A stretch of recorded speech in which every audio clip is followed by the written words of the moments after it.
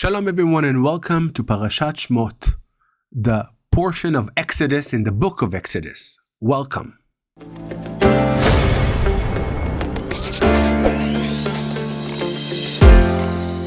Shalom everyone, today we're starting a new book. And as I mentioned last year, there is a difference in the names. In Hebrew it's Parashat Shemot, the book of Shemot, names. And in English it's Exodus, talking about the actual deliverance from Egypt. I'm not going to go into the details of that, but I want to offer another name. If there's another name we might have called this book, or at least the first half of it, is the book of Moses. What a figure. He is going to be single-handedly bringing Torah from the heavens. He will connect with God. He will redeem the people. He will be the main character. And I don't know about you, but when you hear about a main character, one of the biggest things you want to have is to understand his background. So what really we know about Moses?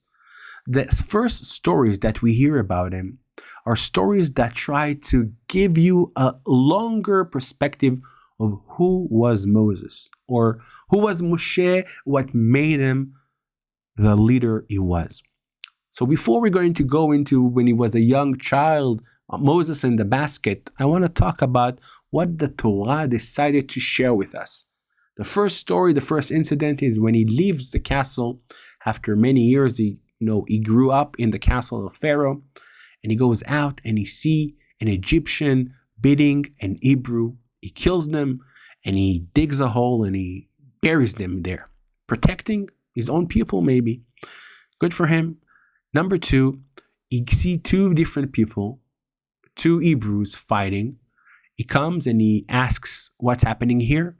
One of them attacks him and says, "Who you think you are? You're going to judge us? You're going to kill us?" He understands the situation and he runs away. And then the third story, he comes and you see in the well, there's the daughters of Jethro, and he goes and he helps them. What's the common phenomenon? What's the common sense? What's the critical thing that happens in all of it? Moses cares. Moshe is a person who cares about what happens around him. You see people fighting, usually you don't interrupt. You see ladies in stress, maybe you do act and maybe you don't, but being a stranger coming from a different place, I'm not sure you will do that. But this is what Moshe is doing. Moshe cares and Moshe wants to be involved. Therefore, I think it makes a lot of sense that the next story that's going to talk about when Hashem reveals himself to Moshe is the story of the burning bush. Think about it. How many times when you are walking in the wilderness, in a desert, will you see fire? Fire is something quite common in the desert. It starts from nothing. But Moshe stops and watches and observes.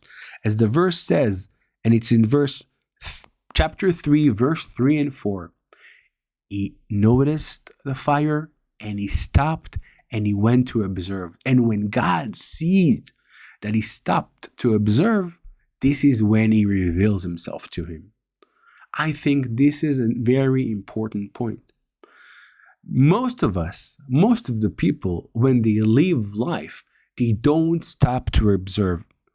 It needs to put a lot of energy to put our attention into it. You saw this new studio we're filming. Why is it such a high quality? Because if the quality wouldn't be good enough, people wouldn't see it. People would not stop. In the world where so many people want your focus, Moshe is walking in the desert and he sees fire, but he does not ignore. He goes and see what really happened there. Then he will see that the flame is on, but the tree itself, the bush, is not being burned. I want to say that all those characters taking care, observing, being part of something, looking, caring, comes from a person. He learns it. He learned it from his mother. I don't think it was his Hebrew mother. It wasn't Yocheved. Yocheved gave birth to him, prayed for him, carried him, but when he was couple of months old, maybe a couple of years, it was then put on the basket. And this is where the story starts, in my perspective.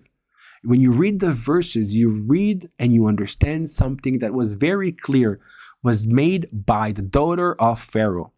If you are the son of a daughter of the person who's in charge, and he gave the decree to kill all the Hebrews, the fact she sees the basket going there on the Nile, she does not ignore. She doesn't continue playing with the girls there. She stops. She observes. She reaches her arm. She sends a servant to go and bring the baby. She's not ignoring. This is where the power of Moses, I want to see. This is where the education starts. And you think to yourself, what? We need to have the daughter of Pharaoh educating us? I think yes. I think that sometimes good deeds can be learned from great people that are randomly there in the story. And she is not randomly there in the story.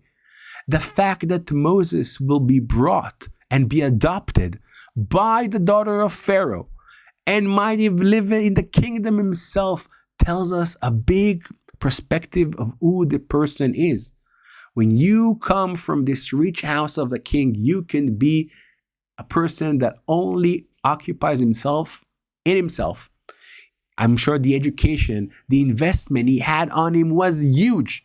You can be this brat who only cares about yourself. But this is not Moses. Moshe lives in a home of Pharaoh and becomes this person who cares. He brings it from Pharaoh's daughter, who was able to do something that was really against everything her father believed in. How can you do that?